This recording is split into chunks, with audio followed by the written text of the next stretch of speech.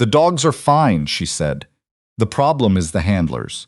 2 hours past protocol max in a high-alert environment, then a behavioral break in front of a civilian, then being asked to run a sweep immediately after. Their confidence is shaken, and a working dog reads its handler's state before anything else. You'll get 60% of their capability if you run them right now. Fisk watched her. What do you recommend? 12 minutes with the handlers before the sweep. Not briefing, reset. They need to see their own authority functioning before they go into the field. That's not something you can do for them from outside. She glanced at Hurst. But she can. Hurst straightened, then nodded. Assist, not lead, Fisk said to Roslyn. This stays inside our operational structure. Understood. It was the right call, and she told him so with nothing more than a nod. What followed wasn't elegant. Elegance wasn't the goal. Hurst gathered the 5 cleared handlers in the staging area and didn't give a speech. She said, flat and direct, what happened in here was triggered by something we didn't anticipate. Your dogs performed within normal range for that stimulus. This is not a failure. But I need you honest with me right now. Who's not where they need to be? The silence that followed was the kind that preceded truth. The youngest handler, the one who'd confirmed the staging timeline, the one who'd been holding his breath since the start, raised his chin slightly. Sergeant, I lost my read in there for a while. I'm not sure I've fully. That is exactly what I needed you to tell me, Hurst said. Thank you. 2 more, small acknowledgments, the kind that required something in a person to give way before they could happen. Roslyn moved among the dogs while Hurst worked with the handlers. Slow, deliberate presence. 30 seconds with each animal, not commanding, not handling. Just existing in their space with the specific quality of steadiness that, she'd learned over years she didn't talk about at length, was the most transferable thing she had. Most of them didn't need contact. They needed frequency. They read it and modulated accordingly. The youngest handler watched her with his dog, a 4-year-old male named, according to the kennel tag, Werner. How do you do that? He asked, keeping his voice low. He's deciding, Roslyn said. He's been trying to manage your state for the past 2 hours. Let him stop managing, and he'll work clean. She met the handler's eyes. You know your dog. That's still true. He doesn't need you to look steady. He needs you to actually be here instead of back in the last 2 hours. Something loosened in the handler's posture.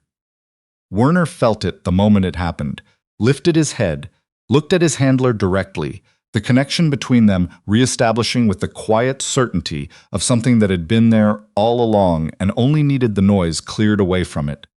Roslyn moved on. 12 minutes became 15. At 15 and 30 seconds, Hurst looked across the staging area at Roslyn with the look that was asking a question without asking it. Roslyn nodded once. 5 dogs and 5 handlers moved out toward the south terminal. The formal debrief happened 90 minutes later in a secondary operations room further inside the terminal's restricted section. Cinder block walls, folding tables, coffee machine of indeterminate vintage, the ambient feel of a space that existed outside the public-facing version of the building. The sweep had found something at a cargo intake point adjacent to the south terminal, a device in partial assembly consistent with the trace compound flag, incomplete, suggesting either a disrupted timeline or a loss of nerve on the placing end. EOD had cleared it in 22 minutes. The personnel transfer had proceeded with a 35-minute delay, no civilian contact, no evacuation, no panic. When Roslyn finished her statement, she named specifically, and without embellishment, the contributions Hurst had made to the handler reset and the contributions the handlers themselves had made in the sweep. Accuracy, not graciousness. The record should be accurate. The record was what lasted after everyone's feelings about the morning had reorganized themselves. Fisk looked at her across the table. For the official documentation, Miss Kade, what was observed in this facility today constitutes professional conduct at a standard that has no routine category. That will be reflected in my report. A pause. Your service record will also be formally acknowledged in the incident documentation, not in the public filing, in the record that the relevant people will read. He held her gaze. Your name deserves to be attached to what you did today. Roslyn looked at the table for a moment. 4 years of not talking about it. The specific daily practice of being Roslyn Kade, ER nurse, Mercy General, Alderton, the overnight shifts and the carefully built ordinary life, and the conference presentations on trauma protocol that had nothing classified in them. "I appreciate that, sir," she said. At the far end of the table, Roth had his hands flat on the surface in front of him and was looking at them. When Fisk moved to the next agenda item, Roth looked up and found Roslyn already watching. Neither spoke, but something moved through the look between them. His conduct that morning acknowledged and placed in its accurate position in the sequence of events. Not erased, not amplified. Just sat down where it belonged. People didn't transform in a morning. They sometimes, under the right pressure applied at the right moment, showed you the better version that had been there underneath the noise they'd built up around themselves. Roth had done that. Imperfectly. Late, with stumbling. But he'd done it. That was worth counting. Dr. Annalise Cord was already in the station when Roslyn came out of the operations room. She'd arrived on the morning's first express from Washington. She'd been attached to the security review for the personnel transfer as a consulting advisor. When the Cardinal designation had surfaced in the communications intercept from the staging corridor, she'd made 3 calls in under 7 minutes and come downstairs. She looked exactly the way Roslyn remembered: silver-streaked hair, gray wool blazer, a face built for information management that nevertheless showed its seams when it chose to. She was sitting at a small table near the concourse coffee counter when Roslyn found her, and she pushed a cup across without asking. Better coffee than the first one. Roslyn drank it. "You built something good," Cord said. "I did." The ER Alderton, the ordinary things. She said it without condescension, with something closer to genuine respect. "I think about that sometimes. What it takes to rebuild ordinary after the kind of work we did." "You're still in it," Roslyn said. "I am." A pause. Some of us don't figure out how to step out. Roslyn thought about that. About the choice she'd made 9 years ago and the morning she'd just had, and how both things sat next to each other with an honesty she couldn't look cleanly away from. "What you're about to say," Roslyn said. "I'm not asking you for anything tonight," Cord said. "I'm telling you something that's true. The intelligence that led to finding what was in that cargo intake came from a source we've been developing for 14 months. That source needs ongoing management by someone with a specific profile, medical background, operational K9 experience, someone who moved in environments where the source also operated." She held Roslyn's gaze. "You were already in this building. And today proved something to you," Roslyn said. "Today didn't prove anything I didn't already know," Cord said. "What I know is who you are right now, not who you were." Her expression had shed several of its managed layers. The nurse who caught a dog's gate shift when everyone else was watching the chaos. The person who got a captain with a serious blind spot to get out of the way when the room needed him to. The one who walked back through a door she'd already left twice because she couldn't stand to leave something unaddressed. She paused. Mercy General has that person. Someone else might need her too. Roslyn looked out at the concourse. The ordinary evening population of it, families with luggage, business travelers on phones, an older man asleep in a plastic chair with a newspaper folded across his chest. The completely unremarkable texture of a public space in its normal operating mode. "I'm not leaving Mercy General," Roslyn said. "I'm not asking you to. And I'm not available on demand. If there's a specific situation where what I know is genuinely useful, we negotiate each time, separately. My conditions are mine and they don't shift." "That's fair." "I mean it, Annalise, non-negotiable." "I know you do." Something moved across Cord's face that was close to a smile. "That's why I'm not trying to negotiate." A pause. "The source," Roslyn said. "Are they secure?" "Yes. The sweep finding gave us what we needed to pull surveillance from them. They're stable." Cord paused. "Dune is also stable. Pruell confirmed, soft tissue strain, no structural damage, restricted activity for 2 to 3 weeks, and he'll be fully operational." "Good." "The handlers ran a clean sweep," Cord added. "Your 12 minutes made the difference." "Hurst's 12 minutes," Roslyn said. "I just stood nearby." Something shifted in Cord's expression. Warm, briefly visible. You always read rooms faster than anyone I worked alongside. Roslyn stood. She had a 7:40 train to catch. Put whatever you're proposing in writing, specific terms, specific scope. I want documentation. In writing, Cord said, specific. The corner of her mouth moved. 4 years of hospital administration. You learn to make people commit to paper. She was halfway to the escalator when Cord called after her. Roslyn. She turned.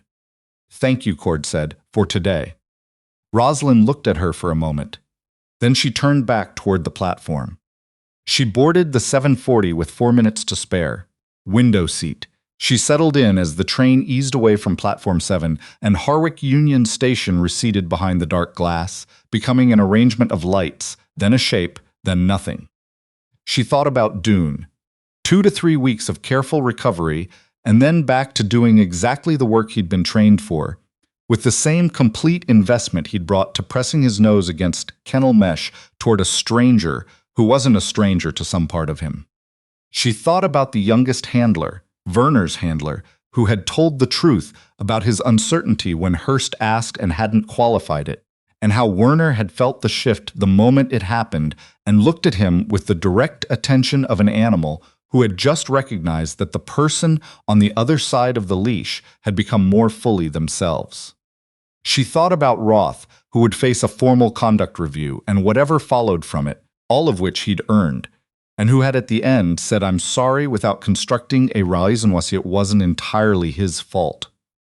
She didn't know yet what that made him as a whole. She knew what the moment meant, that people weren't only the worst version of themselves they produced under pressure, and also weren't absolved of it by a single better moment afterward. The record held both. That was the accurate version. She thought about Fisk saying, "Your name deserves to be attached to what you did today." She hadn't understood until he said it how much weight she'd been carrying in the not saying. The specific quiet of a life built partly around what she chose not to be. How sustainable that had been. How this morning had put a small, deliberate crack in it, not a break, not a reopening, just a crack she wasn't sure she wanted sealed. She didn't want to be a different person. She wanted to be this one, all of her, the nurse who caught gate shifts, and the person who knew what a classified conditioning protocol sounded like and why it worked. Not on someone else's timeline, on her own, in her own terms, because the moment actually needed it. The train moved through the dark. She thought about the conference she was heading to. 3 days of trauma protocol panels and department networking and a presentation she'd been slightly dreading for 2 weeks. She thought about her apartment in Alderton and the plant on the kitchen windowsill she'd forgotten to water before she left, and the soup in the back of the refrigerator that needed to be eaten by tomorrow or thrown out. She thought about ordinary. She thought about how it had never felt like the small thing to her, how 4 years of overnight ER shifts had made it something she actively chose every single day, not something she'd settled into from exhaustion. There was nothing small about being present when someone needed presence. Nothing small about a plant that needed water, or a Tuesday morning that was simply a Tuesday morning. And underneath that, quiet and unhurried, not urgent, not demanding, just present the way a sound is present when you stop making noise, was the knowledge that she was also more than that the more had been in her all along. That what she'd done today was not a return to something she'd left behind, but a proof of something she'd never actually put down. Nobody got to decide what she was except her. Not the captain who'd looked at a conference lanyard and seen a liability before he'd looked at anything else. Not the administrative decisions that had dissolved a program and sent a small number of trained people back into ordinary life, as though ordinary life were the lesser destination. Not even Cord, who asked hard things with genuine intention and was still in the end asking Roslyn to choose. Roslyn was choosing, the way she always chose, with her eyes open, full knowledge of the cost, no apology for the fact that it was hers to make. Somewhere in the dark, past the window glass, the city gave way to highway, and then open country, and then nothing in particular. Just the flat middle distance of a country that was very large and contained a great number of people, doing a great number of things that had nothing to do with restricted corridors, or classified program designations, or the specific Sound of 6 dogs dropping simultaneously into perfect synchrony. She let herself be only what she was for a while. A woman on a train with a conference to get to and a plant to water and a soup that probably needed to be thrown out by the time she got home. It was enough. It was entirely enough. And when it wasn't, she already knew what she would do.